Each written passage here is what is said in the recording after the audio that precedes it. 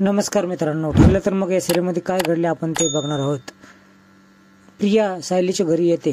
सायली बस म्हटल्यानंतर ती बोलते इथं दोन माणसाला उभं राहायला देखील जागा नाही, मला काय बस मानते। बोलते माझं आणि अर्जुनचं लग्न होणार आहे, बस मी तुला कॉफी ठेवते असं ती बोलते।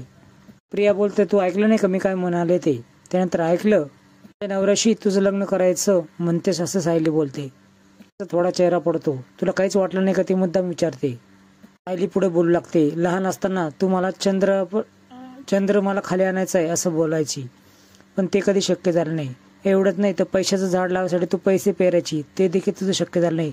मग तुझं हे अर्जुनचं लग्न तरी कसं शक्य होईल? ते बोलते तुला हे सगळं खोटं वाटतंय का? तुझे डिवोर्स पेपर कोर्टात देखील सबमिट झालेत। त्यानंतर सायली बोलते डिवोर्स तर होईल ना, मग मी पुन्हा अर्जुनशी लग्न करेल। काय बोलते तू डोक्यावर पडलीस का ग? कायद्याने तुमचं लग्न संपणार आहे, सगळं फिनिश झालं आहे असं ती बोलते। कुशाल त्याच्याशी लग्न करायचे स्वप्न बघ, पण नंतर तुला कळेल जागी झाल्यावर की हे सर्व स्वप्न होतं तर वेगळंच असेल। सायली तिला तिथून हाकलून लावते। अर्जुनची बायको मी राहणार असं ती बोलते। त्यानंतर पुन्हा हाकलून लावण्याचा प्रयत्न करते, तरी ती जात नाही, ती हाकलून तिला लावते। त्या बाहेरून विचार करते सायलीच्या मनामध्ये काय शिस्त आहे। मधुभाऊ तिथे येतात। मधुभाऊला ती स्पष्टपणे सांगते की अर्जुनचं माझ्याशी लग्न होणार आहे, तुम्हाला पत्रिका दिल्यावर तुम्ही या। तो घरामध्ये येतात, दोघे चिंचत असतील असं मला वाटलं, पण हे दोघे इथं हसतायत हे बघून मधुभाऊंना आश्चर्य वाटतं। मधुभाऊंना ती बोलते लग्न ठरलंय पण होणार नाहीये।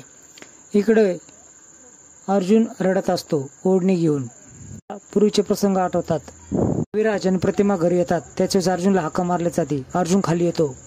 हे नातं जुळण्याआधी मला तुला काय प्रश्न विचारायचे आहे अर्जुन असं रविराज बोलतो। तुझ्या आनंदासाठी मी लग्नाला परमिशन दिली, पण तेव्हा तू इथे नव्हतास। मला तुला प्रश्न विचारायचा आहे, तू कोणाच्या दबावाखाली होकार दिला आहेस का? तो शांत असतो, त्याला पूर्ण दिलेले शब्द आठवत असतात। त्यामध्ये माझ्या मुलीचा अपमान होणारा मी पाहिला आहे, हे सत्य आहे का? खरंच तू होकार दिला आहे का असं विचारतो। अर्जुन काय बोलणार तितक्यात प्रिया तिथे येते। प्रिया बोलते की हो त्याने होकार दिला आहे, वचन देखील दिलं आहे आणि तो तुमच्या मुलीला सुखात ठेवेल। पुन्हा अर्जुनला विचारतो। त्यानंतर अर्जुन बोलतो माझ्या आजीला बरं वाटण्यासाठी मी काही करायला तयार आहे। सर्वजण लग्नाच्या तयारीला लागतात। त्यानंतर सर्वजण ठरवायला जातात। गुरुजीला बोलवलं जातं।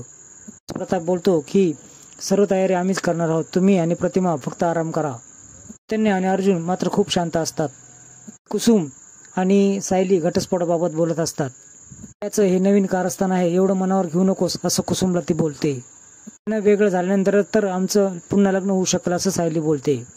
आम्ही लग्न केलं ना पहिल्यांदा, त्यावेळेस तू चैतन्य आणि आम्ही दोघं होतो, पण यावेळेस सर्व पाहुणे असणार आहे, तू चैतन्य, त्यानंतर माझे काय हक्काचे माणसं लग्नाला येणार आहेत, ते मदत करतील मला असं ती बोलते। कारण पुढील भागामध्ये तुम्ही बघणार आहात की अर्जुन तिची ओढणी चैतन्यकडे रिटर्न करायला लावतो। चैतन्य ती ओढणी घेऊन सायलीकडे येतो। अर्जुनने सर्व आशा सोडली आहे वहिनी असं तो बोलतो।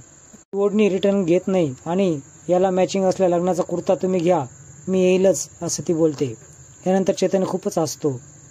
तर मित्रांनो, असे नवीन अपडेट बघण्यासाठी चॅनल सबस्क्राईब करा, बेल आयकॉन दाबा। व्हिडिओ पाहिल्याबद्दल धन्यवाद।